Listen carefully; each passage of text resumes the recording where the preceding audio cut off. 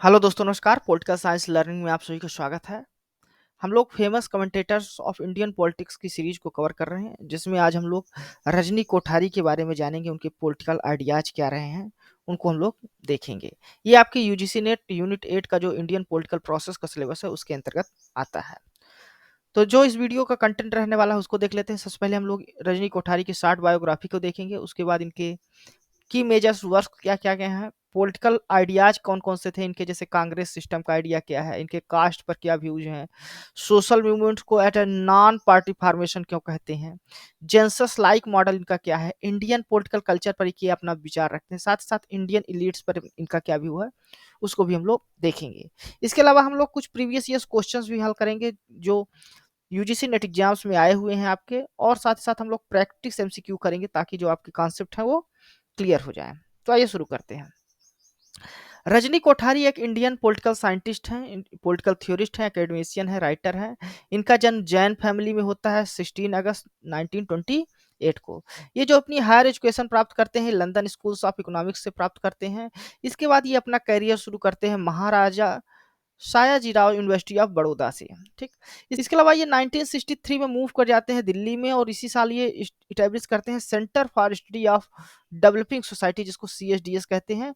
ये कोठारी सेंटर्स के नाम से भी फेमस है, इसको कोठारी सेंटर के नाम से भी जाना जाता है। इसके अलावा ये फाउंडिंग मेंबर्स में से रहते हैं People's Union for Civil Liberties, और बाद में इसके प्रेसिडेंट भी बनते हैं। जो People's Union for Civil Liberty है, ये ह्यूमन राइट बॉडी है जो इंडिया में फॉर्म की गई थी 1976 में सोशलिस्ट लीडर जयप्रकाश नारायण के द्वारा।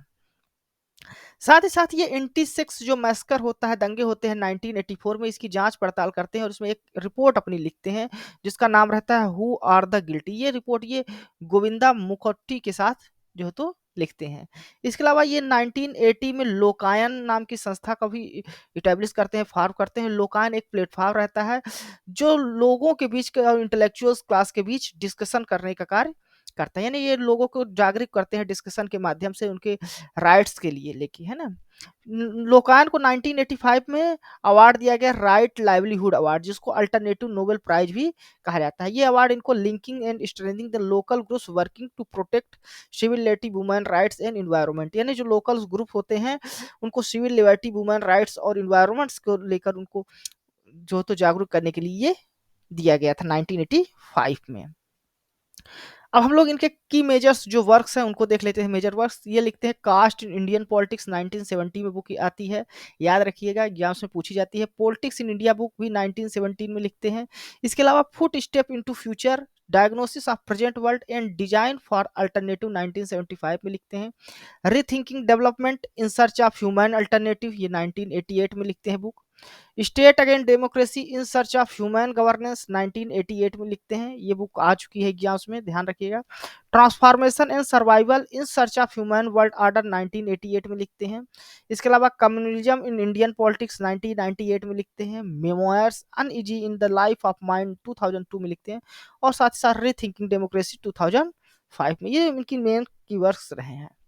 अब हम लोग इनके पॉलिटिकल आइडियाज देख लेते हैं। जो रजनी कोठारी हैं, ये इंडियन पॉलिटिक्स को स्टडी करने के लिए स्ट्रक्चरल फंक्शनल अप्रोच का प्रयोग करते हैं।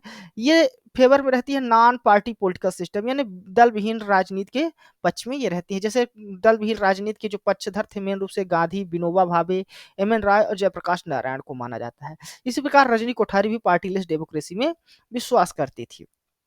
इनका मानना था कि जो पॉलिटिकल पार्टीज होती हैं इनकी वजह से कम्युनलिज्म और राइट्स इंडिया में बढ़े हैं। साथ ही साथ ये जो तो इस कारण ये जो इनकी विचारधारा थी, इस वजह से ये 90s 80s में पॉलिटिक्स से अपने आप को सेपरेट कर लेते हैं और सोशल मूवमेंट्स के साथ अपने आप को जोड़ लेते हैं। अब इनके जो कांग्रेस सिस्टम का विचार है, ये 1947 से 1967 के बीच जो इंडियन पॉलिटिकल सिस्टम था उसको कांग्रेस सिस्टम कहते हैं, उसको देख लेते हैं। इनके अनुसार जो कांग्रेस था वो पहले मूवमेंट्स के रूप में कार्य कर रहा था, लेकिन बाद में ये जवाहरलाल नेहरू के लीडरशिप में एक पार्टी के रूप में बनकर उभर कर सामने आती है। लेकिन इनका मानना है कि जो बाद में इंडिया की लीडरशिप थी उसमें एक फैक्शन के रूप में रह गया, एक दल के रूप में बची है कांग्रेस। ठीक। ये डिस्क्राइब करते हैं इंडियन सिस्टम को as a one party dominance system, जो 1947 से 1960 सेक्शन। इनके अनुसार जो वन पार्टी गवर्नेंस सिस्टम होता है उसमें कम्पिटिटिव पार्टी सिस्टम होता है, जिसमें पार्टी ऑफ कंसेंसस होती है और पार्टी ऑफ प्रेशर होती है। दो चीजों से मिलकर कंपटीशन होता है पार्टी के बीच। तो ये कहते हैं कांग्रेस में कांग्रेस एक पार्टी ऑफ कंसेंसस और पार्टी ऑफ प्रेशर दोनों थी। तो देख लेते हैं पार्टीज ऑफ कंसेंसस कैसे थी। जो कांग्रेस पार्टी मेन रूप से जो उदय हुआ था इसका स्वतंत्रता आंदोलन के लिए, इंडिपेंडेंस मूवमेंट्स के लोग के हुआ था, अंग्रेजों के खिलाफ हुआ था, इसलिए ये आज़ादी के लड़े थे। इसलिए इसके पास एक हिस्टोरिकल कंसेंसस बना हुआ था कि इसको मान्यता मिली हुई थी कि ये हमारे लिए लड़ाई किए हैं, हमारे स्वतंत्रता के लिए युद्ध मतलब संघर्ष किए हैं, इसलिए इसको हिस्टोरिकल कंसेंसस मिलता है। साथ साथ इसको पार्टीज ऑफ प्रेशर्स भी कहा जाता है। पार्टीज ऑफ प्रेशर इसलिए कहा जाता है कि जो क्योंकि जो कांग्रेस थी उसमें कांग्रेस के अंदर ही जो है तो बहुत सारे अपोजिशंस ग्रुप कार्य कर रहे थे, जो पार्टी के लीडर्स को हमेशा याद दिलाते रहते थे कि जो आपका कार्य है वो जनता के लिए, मासेस के लिए करना है। जो रूलिंग पार्टी है वो मास के इंटरेस्ट के लिए कार्य करेगी, ठीक। तो इसलिए जो है तो कांग्रेस के अंदर ही इसमें इसको प्रेशराइज किया जाता था, इसको क्रिटिसाइज किया जाता था। साथ ही साथ जो रूलिंग पार्टी थी उसको इन्फ्लुएंस किया जाता था कांग्रेस के विरोधियों के द्वारा, इसलिए इसको पार्टीज ऑफ प्रेशर भी कहा जाता है। अब देख लेते हैं पॉलिटिकल पार्टी, ये इनका जो पॉलिटिकल पार्टीज को लेकर विचार रहता है। ये कहते हैं कि इंडिया में जो पॉलिटिकल पार्टीज है उनकी कोई आइडियोलॉजी नहीं है, वो पावर में आने के लिए अपना मिडिल पाथ ही हमेशा प्रयोग करते हैं। उनका मानना है कि जैसे बीजेपी है वो राइट विंग पार्टी है, लेकिन वो पावर में आने के लिए राइट टू सेंटर हो जाती है। उसी प्रकार जो लेफ्ट विंग पार्टियां हैं वो लेफ्ट टू सेंटर हो जाती हैं। ये कहते हैं कि जो बीजेपी है वो अपना रेडिकल हिंदुत्व का जो कैरेक्टर है उसको छोड़ देता है पावर को गेन करने के लिए। इसलिए कम्युनिस्ट पार्टी जो है वो रिवोल्यूशन को, जो आइडिया ऑफ रिवोल्यूशन है उसको भी अबेंडन कर देते हैं।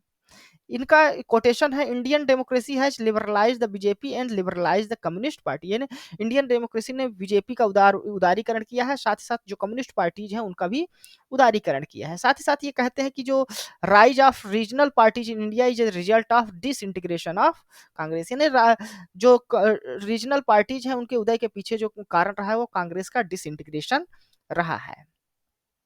अब इनके कोठारी के हम व्यू देख लेते हैं, कास्ट को लेकर इनका क्या विचार है। ये कहते हैं कि India is not it is not politics that has been casteicise, but caste has been politicise. यानी यहाँ भारत में राजनीति ने जो है तो जातिकरण नहीं किया है, बल्कि जातियों ने जो है तो भारत की राजनीतिकरण किया है, भारत, ठीक ना, राजनीति का राजनीतिकरण किया है।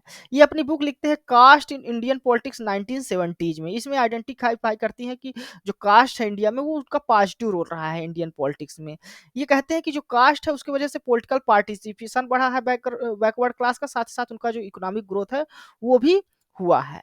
ये मानते हैं कि कास्ट जो है तो इंडिया में एक प्रेशर ग्रुप के रूप में कार्य करता है, जो तो दबाव समूह के रूप में इंडिया में कार्य करता है। इनका मानना था जो इंडिया में है वो तीन तरह फॉर्म की कास्ट पाई जाती है, एक सेकुलर फॉर्म पाया जाता है, एक इंटीग्रेशन फॉर्म पाया जाता है और एक कॉन्शियसनेस फॉर्म पाया जाता है। और साथ साथ ये कहते हैं कि जो सोशल चेंजेस है उसमें कास्ट अपने आप को अडाप्ट करते हैं, न्यू मेथड्स अडाप्ट करते हैं, ताकि उनका जो स्टेटस है समाज में, उनका सोशल और पॉलिटिकल जो इंपावरमेंट है वो बढ़े। और इसके लिए ये इनका मानना है कि कास्ट जो होती है वो चार मेथड्स अपनाती हैं। पहला क्या अपनाती हैं, संस्कृताइजेशन, यानी कि वो भी अपने को उच्च जातियों की तरह व्यवहार करना शुरू करती हैं, साफ सफाई रखना शुरू करती हैं, लोगों से अच्छे से बात करना शुरू करती हैं, यानी अपना संस्कृताइजेशन करते हैं। साथ ही साथ कहते हैं कि सेकुलराइजेशन भी ये करते हैं अपना, यानी लौकीकरण करते हैं, लोगों से पॉलिटिक्स में बढ़ चढ़कर भाग लेते हैं, ठीक। Linking up the great personality, ये अपने आप को ग्रेट पर्सनालिटी जो है दलित के जो नेता हैं उनके साथ अपने आप को जोड़ते हैं, जैसे भीमराव अम्बेडकर को अपना जो है तो ग्रेट पर्सनालिटी के साथ अपने आप को जोड़ कर देखते हैं। साथ ही साथ पार्टिसिपेशन इन मॉडर्न पॉलिटिक्स, जो आधुनिक राजनीति है उसमें भी बढ़ चढ़कर ये भाग लेते हैं, वोटिंग में पार्टिसिपेट करते हैं, चुनाव लड़ते हैं और पावर में आने की कोशिश करते हैं। तो ये चार मेथड्स है जो इंडिया में जातियां जो है तो अपनाती हैं अपने स्टेटस और सोशल पॉलिटिकल एम्पावरमेंट के लिए। ये आइडेंटिफाई करते हैं चार फेजेस को कि इंडिया में कास्ट के किस प्रकार पॉलिटिसाइजेशन हुआ है, राजनीतिकरण हुआ है, उसके लिए चार फेजेस बताते हैं। पहला वो बताते हैं कि पहला जो फेज रहता है इसमें कंपटीशन होता है अमंग द अपर कास्ट, जो अपर कास्ट होती है उनके बीच कंपटीशन होता है पॉलिटिकल पावर को गेन करने के लिए। लेकिन जो सेकंड फेज आता है इसमें अपर क्लास जो है तो अलायंस बनाती है जो लोअर कास्ट होती हैं उनसे पावर में बने रहने के लिए। तो अपर क्लास लोअर क्लास का अलायंस इसमें देखा जाता है सेकंड फेज में। लेकिन थर्ड फेज जो मानते हैं, ये इनका कहना है कि थर्ड फेज में जो कास्ट होती है उनके अंदर चेतना आ जाती है, कॉन्शियसनेस आ जाता है लोअर क्लास में, जिसके कारण ये अपना लीडरशिप, ये इनके अंदर से ही यानी दलित लीडरशिप भी उभर कर सामने आती है, यानी लोअर कास्ट भी अपने लीडर बनाने लगती है, लीडर के रूप में कार्य करने लगती है। ये 3 फेज बताते हैं कास्ट पॉलिटिसाइजेशन के इन इंडिया में, ठीक।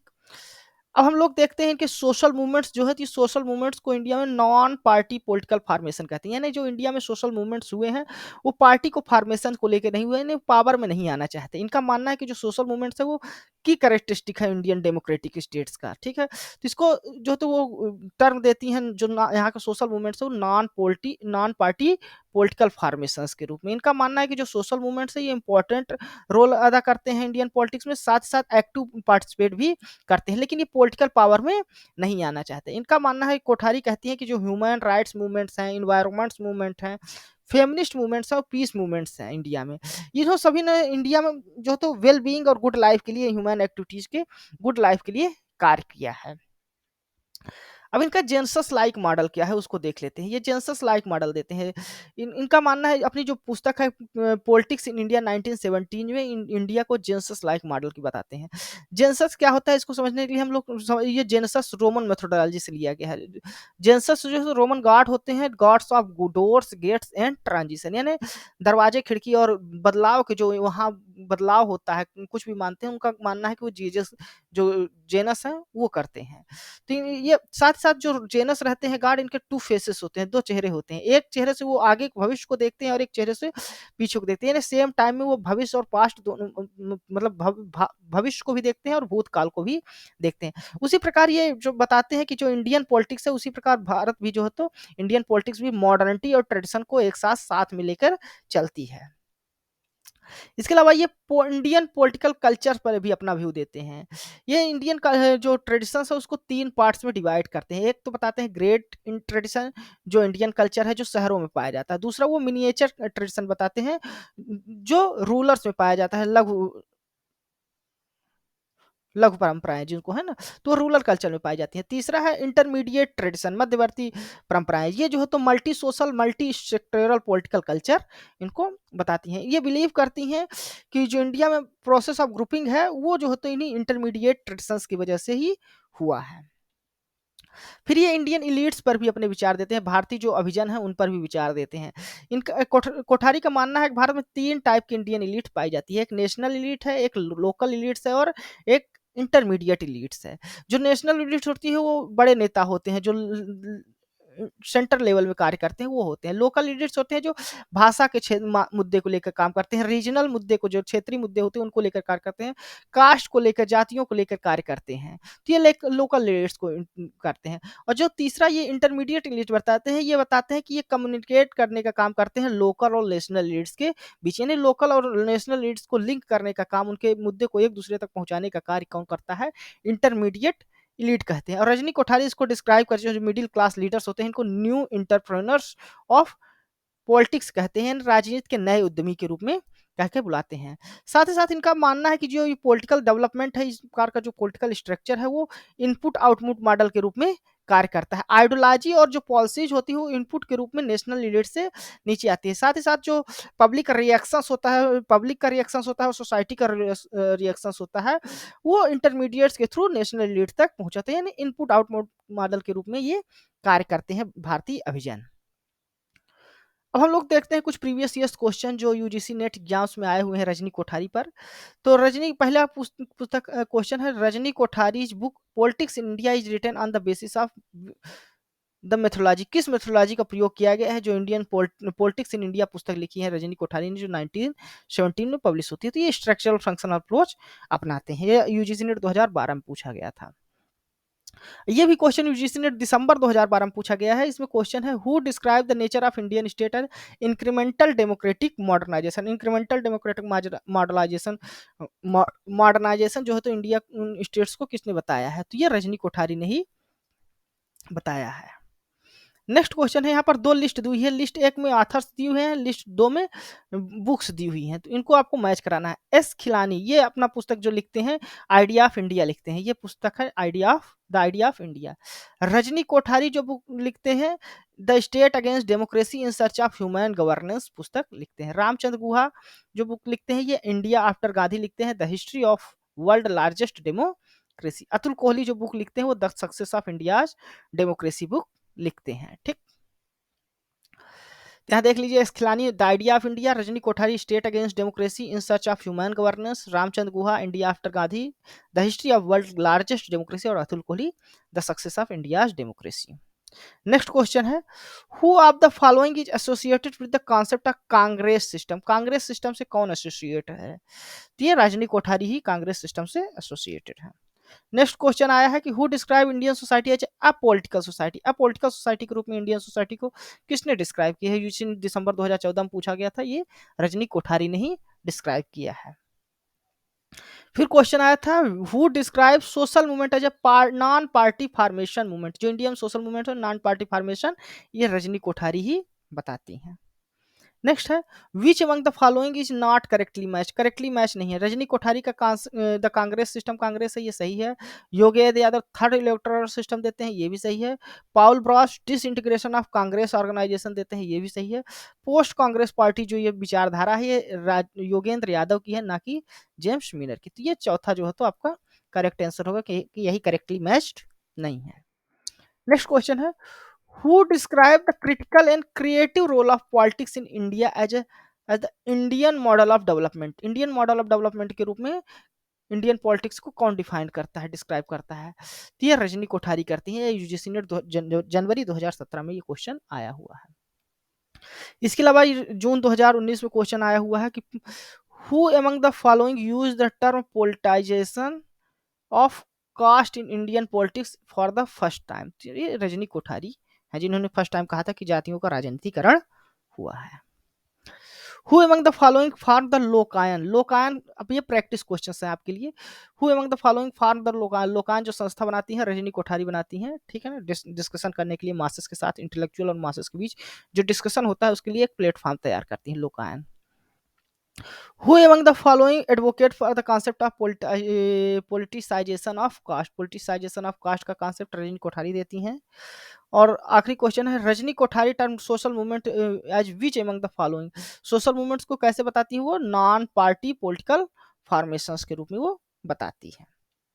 तो धन्यवाद दोस्तों, यह वीडियो आपको कैसा लगा आप अपने कमेंट्स के माध्यम से हमें जरूर बताइए।